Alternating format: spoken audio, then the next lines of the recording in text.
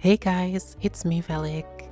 Midsummer Festival is active again in Azeroth, and there are 4 battle pets that you can obtain, namely Frigid Frostling, Spirit of Summer, Blazing Cindercrawler, and Igneous Flameling. In this video, I'll show you how to obtain all of the Midsummer Festival pets and discuss their stats and abilities.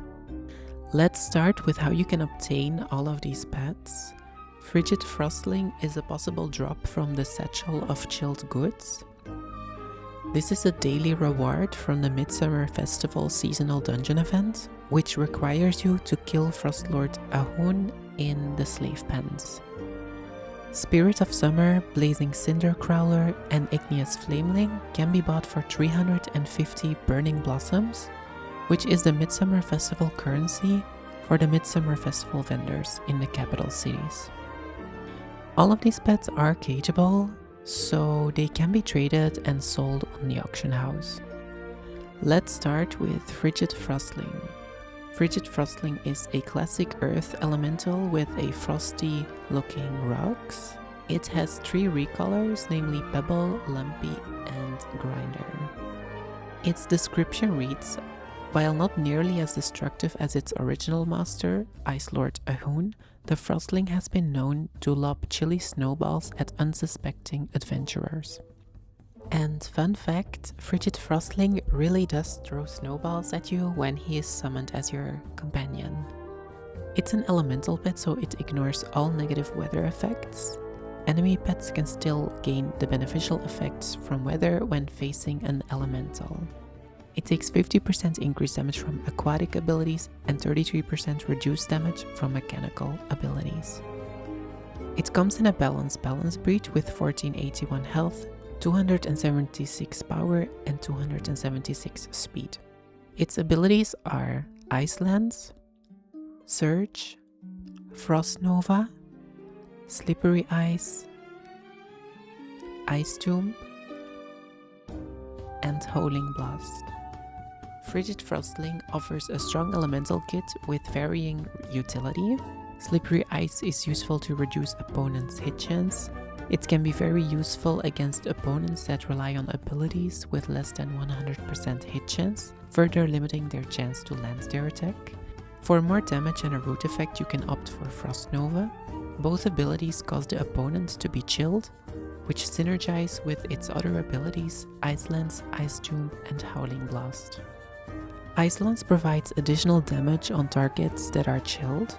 For slot 3, Ice Tomb offers a delayed burst on the active pet with an additional stun if the opponent is chilled. Howling Blast is more of a quick burst with additional damage if the opponent is chilled. This will be devastating against mechanicals, who take 50% increased damage from elemental abilities. It will be less effective against critters as they take 50% reduced damage from elemental abilities, and they are immune to stun and root effects thanks to their family ratio. All in all, Frigid Frostling is a versatile elemental pet built around applying chilled and converting it into additional damage and control. Slippery Ice provides disruption throughout accuracy reduction, while Frost Nova offers strong offensive pressure with a root effect. Combined with powerful follow-up abilities such as Ice Tomb and Howling Blast, Frigid Frostling can deliver both control and burst damage, making it a strong option in many PvE encounters. Moving on to Spirit of Summer. Spirit of Summer is a red glowing orb of energy. Its model is similar to Nordrassil Wisp and Hyjal Wisp.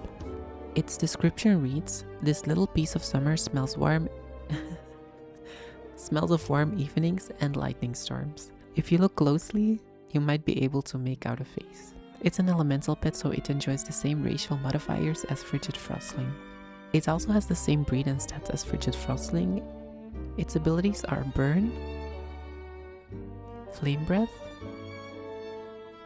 Immolate, Scorched Earth,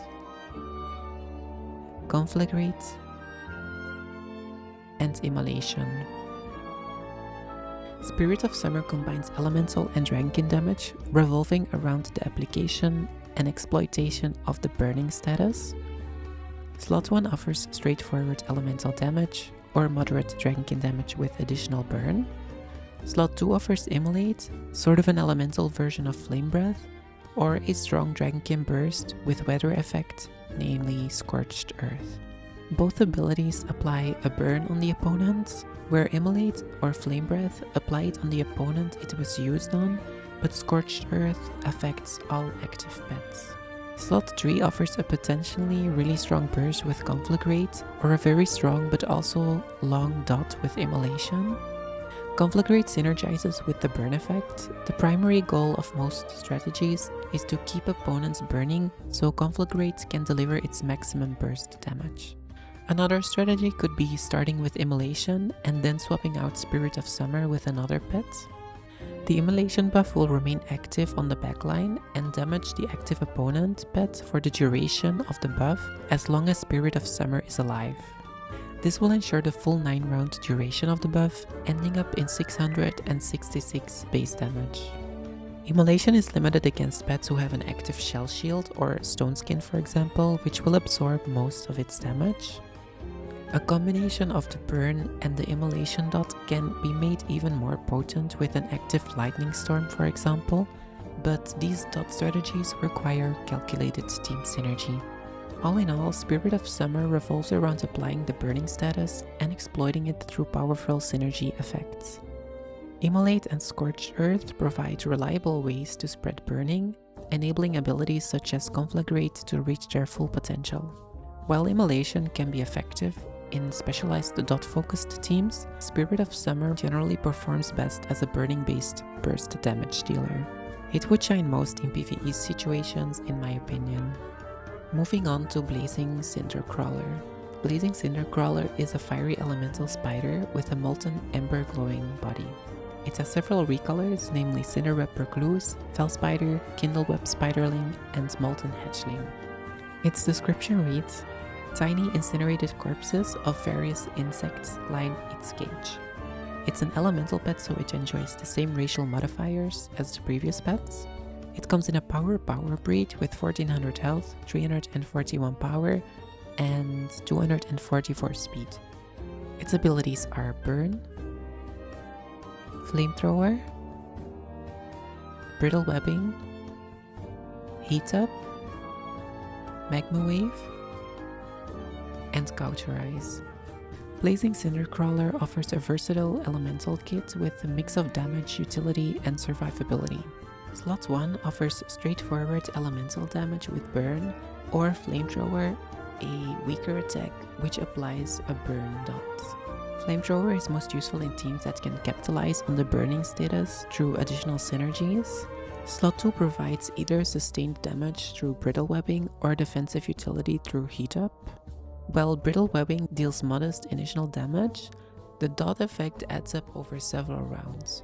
Heat Up punishes opponents for using direct attacks and is especially effective against multiple hit abilities such as Flock or Flurry, as each individual hit will trigger the retaliatory damage. Opponents can, however, play around Heat Up by using non-damaging abilities, shields, healing effects, or by swapping pets.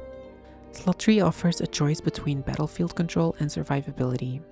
Magma Wave deals damage to the entire enemy team and removing battlefield objects from both sides of the battlefield.